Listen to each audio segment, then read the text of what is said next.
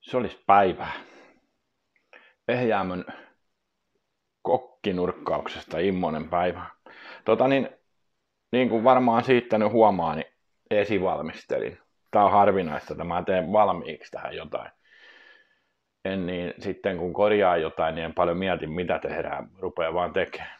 Sen takia se onkin välillä semmoista sotkua kaikki. Mutta nyt tehdään se perunasalaatti. Siellä jo joku pyysi, että teen nyt semmonenkin. Luit ajatukseni, teen. Tää on vähän erilainen kuin varmaan mihin te olette tottunut, mutta oikein hyvä. Elikäs, aineet, mitä tähän tarvitaan. Suolakurkkua tai maustekurkkua, makea sipuli, pari kiloa pottua keitettyä pienittynä, 5-6 kananmunaa vedetään leikkurissa taikka vedät ihan miten vaan haarukalla suttaat, millaiseksi haluat. Sitten kermaviili, majoneesi, aromisuola, pippuri, paprika ja kaprikset. Ei ole kauhean monimutkainen. Ja perunat saa olla semmosia niin kuin kiinteitä mallia. Ja vaikka edellispäivänä keitetty niin kuin tässäkin tapauksessa. Eli tääkin on varmaan semmonen, että jäänyt keitettyä pottua, niin tehdään tämmönen näistä systeemillä. Ja vähän ruokasampi, kun siinä on kananmunaa, niin pistetään munanleikkurista läpi kananmuna ja noin. Ne on siinä. Siellä tuli aika paljon kommenttia ruoanlaitosta. Joo, mulla on oikeasti hihassa sellaisia juttuja, että voin ne näyttää jossain vaiheessa. Kaikenlaista, ei niitä nyt kauheasti ole, mutta jotain on semmosia juttuja. Ja ruokia ja hommia. Ja niihin koneisiin palatakseni, mistä näytin teille pätkää, niin niistä kuvailen sitä myöten kun kerkiän. Kattokaa, on tää haarukka. Elikkä pari kermasiiliä. Ihan kevyttä tai ilman tai mitä vaan haluatte. Ne tonne kippaa. Ja noin. Sitten. Se olikin auki jo. Sitten majoneesia.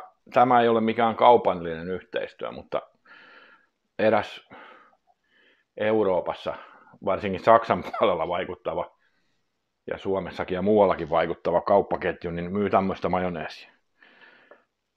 Aivan sitten parasta. Sitä sillain ton verran. Kukin pistää niin paljon kuin haluaa, että jos oli 4 desiä kermaviiliä, niin tuossa oli varmaan 2 desiä majoneesia 1,5. Sitten aromisuola. Voi käyttää mitä suolaa tykkää. Ja musta pippurihan kuuluu aina joka paikkaan. Melkein kermavaahtoonkin. Rouhittu. Sehän on se joka paikan juttu. En mittaile mitään, enkä nää menee ihan näin. Ja paprikaa, ihan tavallista paprikaa. Noin. Se on siinä. Ja sitten nämä kaprikset. Nämä on vähän kanssa semmosia, että nämä jakaa mielipiteitä. Mä pistän ne kohta, mutta mä teen niille jotain muuta ensin. Ja ne olisi siinä. Itse kastike. Se ei ole tämän kummoisempi. Sekoitellaan tämä. Ne kaprikset vois nyt heittää jo tänne. Mutta minä teen niille ensin pienen jutun. Mä lyön niitä haarukalla vähän pieniksi ja sitten junttaan tänne, niin niistä tulee ihan hyvä maku, mutta mä en itsekään tykkää sillain niistä, että samoin kun kerään sieniä, teen niistä ruokaa samalla lailla kuin kalaa, kalastan, käsittelen sen kalan ja teen siitä ruokaa, mutta en mä syö niitä. Ja tämäkin on semmoinen mauste, niin haluatteko tietää kaikkien E-juttujen lisäksi, niin niin mitä tässä on. Pieni hetki, kun mä löydän. Minä sanon kohta.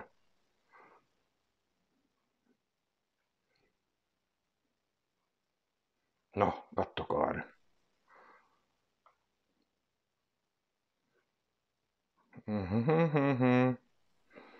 Mitä kaikkea tuolla lukee suomeksi? Helpompaa.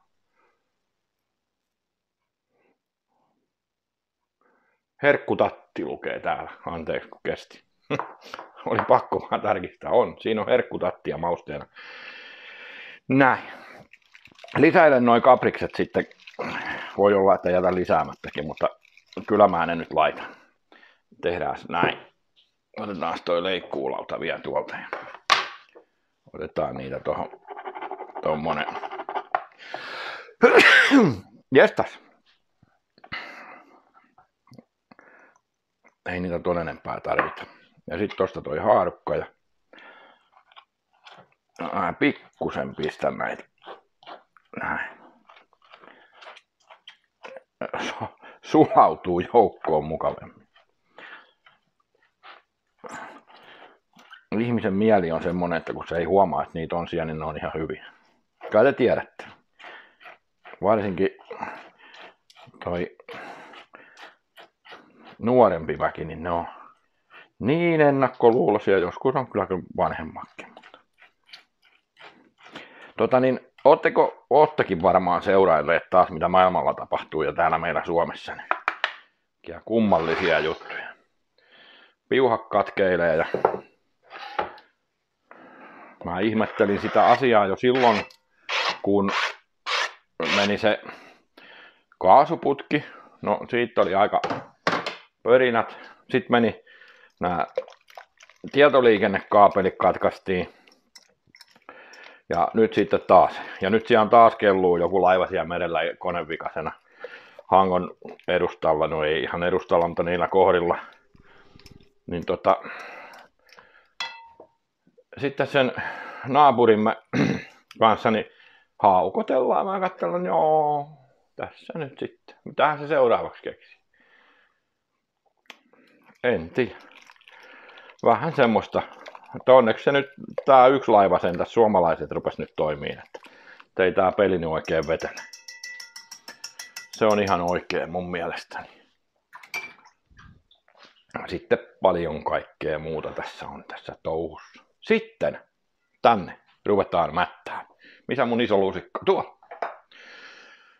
Tässä on yksi iso makea sipuli. Se sinne. Pieniksi silputtuna. Noin. Ai että kun tuoksuu hyvälle. Sitten siinä on joku 500 grammaa ehkä suurin piirtein maustekurkkuja. Voi olla siis suolakurkku tai maustekurkku. Ja kukin tekee ihan minkälaista silppua ja suttua haluaa. Sitten perunat sinne pienittynä.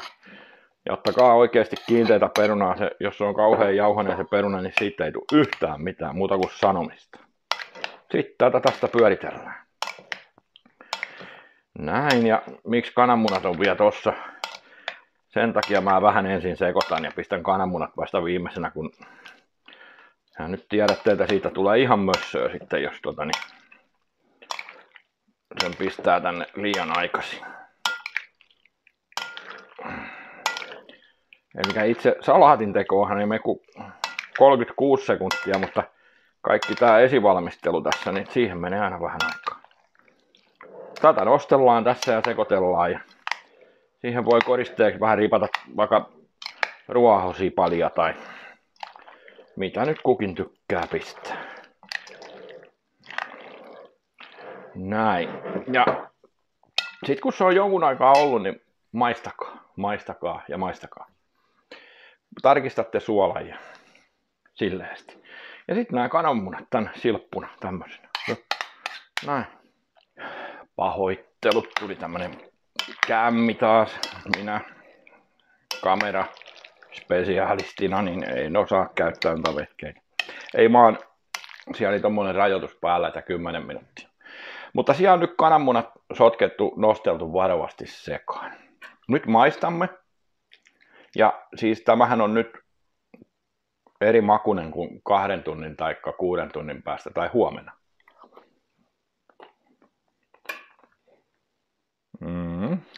Joo. Ehkä inansa suolaa lisää. Muuten ollaan aika lähellä totuutta. Suolan kanssa olkaa varovaisia.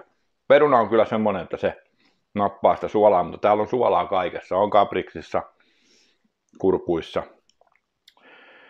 Ja mahdollisesti perunan keitin vedessäkin on ollut suolaa. Niin. Ja näissähän on aina myös suolaa.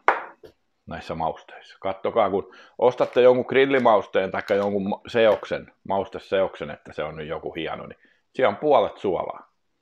Tehkää se mausteseo sitten ja unohtakaa se suolan ostaminen sieltä kaupasta siinä pussissa. Piip. Joo. Tämmönen tuli tästä. Minä laitan sen nyt tonne maustuun ja tekeytyyn, kylmään ja sitten ehtoolla saattaa olla, että tulee vielä pätkää. Mutta jos ei tule, niin varmuudeksi kerron, että kun keitätte niitä nakkeja, maustakaa se vesi, esimerkiksi sipuli ja vaikka maustepippuria sinne keitin veteen ihan sipuli sellaisena lohkoina. Pistätte isoon kattilaan sen systeemin ja kiehutatte sen veden. Ja sitten, kun se on kiehunut, levy pois päältä ja sitten ne nakit sinne. Annette olla niiden siellä niin, että ne lämpiää, niin se on siinä. Älkää keittäkö niitä nakkeja.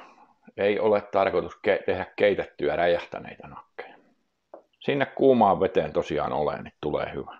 Sitten tätä ja jotain kivaa siihen juotavaa. Kuka mitäkin ottaa. Niin. Kyllä siitä hyvä tulee. Mutta tämmöisellä nyt aljetaan tää uuden vuoden aatto. Se on huomenna 20.25. Ja alkaa uudet kujeet. Armoton veneitten ropaaminen ja kaikkia muuta tehdään ja kuvaillaan. Joo. Mutta katsotaan, jos palataan vielä tänään asiaan. Mutta se on nyt tältä erää. Ciao.